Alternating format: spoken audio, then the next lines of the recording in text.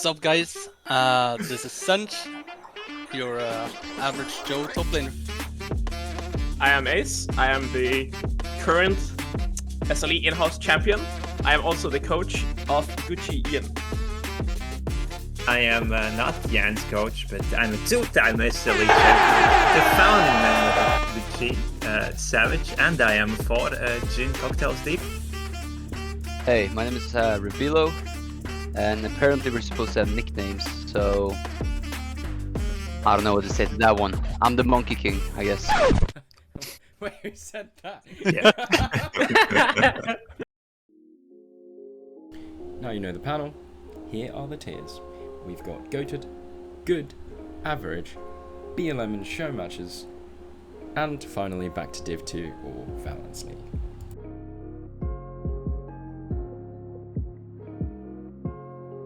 I'm very excited to see Zench. I think he's gonna absolutely smurf in this season. It's very early to put him high, like in goated tier. I think you need some history behind it, but I think he's good second or good first tier. Yeah, well, it's tough to give him goated, right? But I think Zench, especially in the few show matches, have shown like great top lane skills, right? I think Zench is definitely a force to be reckoned with. And I actually think he's going to perform better than Ant this season in SLE. He's going to shit on Ant. And I have first-hand experience of Zench being top lane GOAT, so I guess I have a bit more in-depth knowledge on how good he can be. That's why I would put him GOAted, but we can put him at good for now, I guess.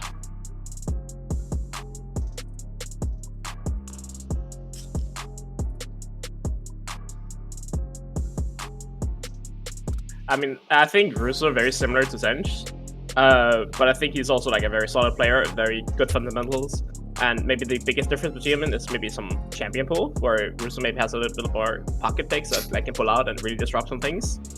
But I feel like when they've actually, when we did the Gucci tryouts on stream, when we did the show matches, I think it's very like even skill level. So either like sharing the number one spot or maybe putting it like one below or like them being interchangeable would be fine by me. I'd say that Russo is more like weak side, no? Is like perma weak side, playing champions like Asanta, and like uses pocket picks to like completely dismantle the team comp. So it's like he's not really one-dimensional, which is good, right?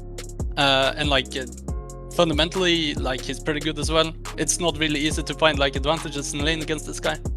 So like it completely depends on like what your team wants out of you, right?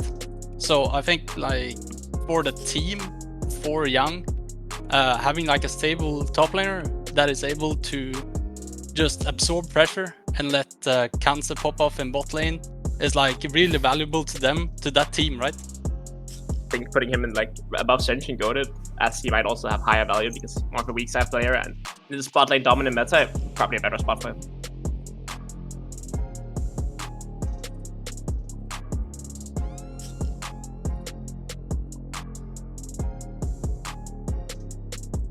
And popped off last season, especially in the regular split. Got the rookie of the split. Also, all SLE top lane selection. Extremely good player, especially in 1v1s. From what I remember, won the SLE 1v1 tournament. A very respectable player and an SLE champion. I think he's up there with Rozu. And played about 39 games last split, something like that. And he had like a KDA of 5.34. Like, it shows some consistency, and it's not really weird at all that a guy like him that is smurfing essentially throughout the entire season and even winning, right? He looked good in the wins. I think you have to put some respect on the name, respect on the guy, and probably put him first. The guy to beat, essentially.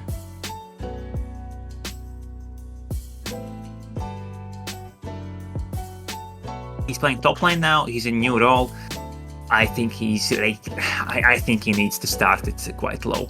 Maybe in the, what is it, BLM show match? Just near, like, what is that? Yeah, I mean, the only benefit that he has for role swapping, as a role swapper myself, like you can pick up the meta instantly. So I think like between average or BLM in show matches tier is probably the right spot.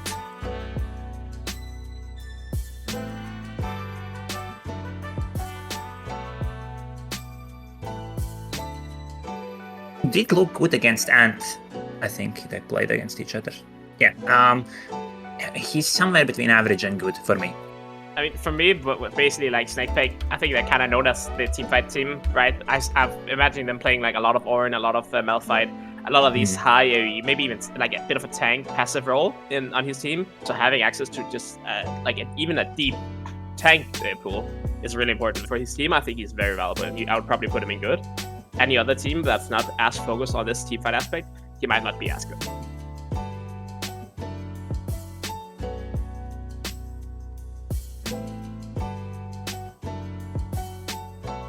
I'm gonna just take it real quick. Epic had like a really stable laning. He did his job in team fights. He had a completely fine laning. I think if you were to rate this guy, you can't put him anywhere else but good. It's nothing spectacular, but he's definitely not losing his team the game, and is making sure that he doesn't fall off too hard.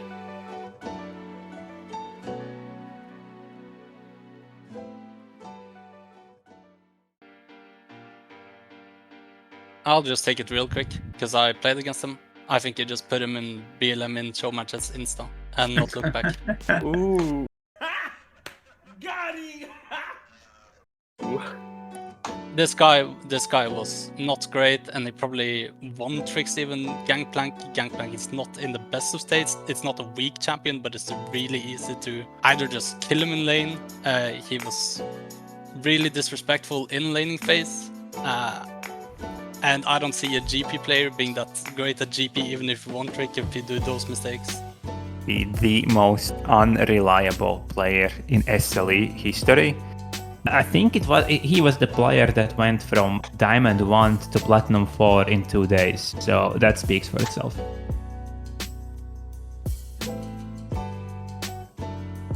While I don't know a lot about the player, I have a little bit of prejudice against players from EU Nordic East. Oh, The Ian Eastlander.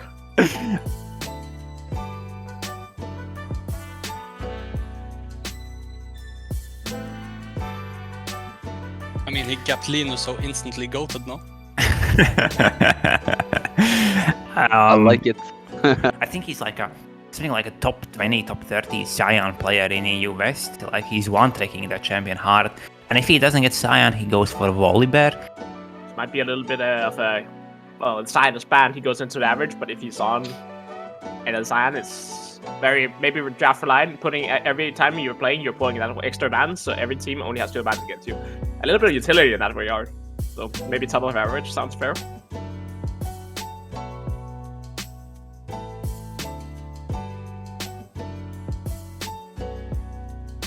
We did scrim against the Greasy Goblins, and this guy is a sleeper. Like, this guy can pop off and shock people, I think, this split. He played Aatrox in one of the games. Didn't do that well in laning phase, but once he came to team fights, he was pretty much unstoppable. This guy is a force to be reckoned with, and I definitely think he's good.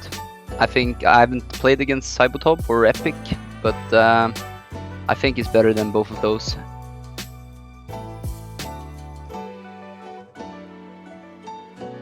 From what I've seen solo queue, right, he's playing a lot of Urgot, and that's kind of a noob stomping champion, right? I don't think he... I'll stop you right there. I'm really happy for you. I'm gonna let you finish. I'll stop you right there, because this guy, if he's an Urgot main or one trick, let's say, okay? Yeah. His last game was in Silver 4, and he went 6, 9, and 0 and lost the game. Yeah, that's why he's going back to Div 2 though. Yeah.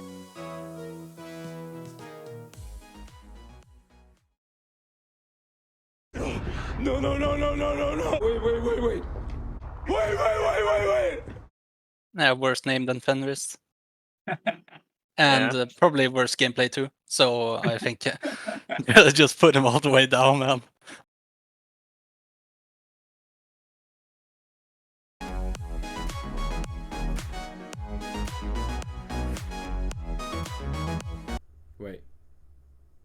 Where are we putting Linus on this list? I mean, there's only one version of Linus that we've seen in recent times now, I mean, and that's the BLM Linus in show matches. I think he goes on the bottom of it too. I mean, probably he even takes the column, like the tier should be Linus. Okay. Come on, guys. Yeah. Linus is actually quite a historic SLE experience. He's been one of the best top laners over these years. I don't think Yeah. he's okay. Recently, he's not that good. I think, but he's pretty okay. The best admin of all time. Excuse me, I'm an admin as well. I'm not doing that, but I'm gonna give it to sorry. Linus. I'm gonna give it. Yeah. I mean, Antadino. based on the name, that seems like a Division 2 player. I mean, Once upon a time, there was a name, and that team's name was Good Team.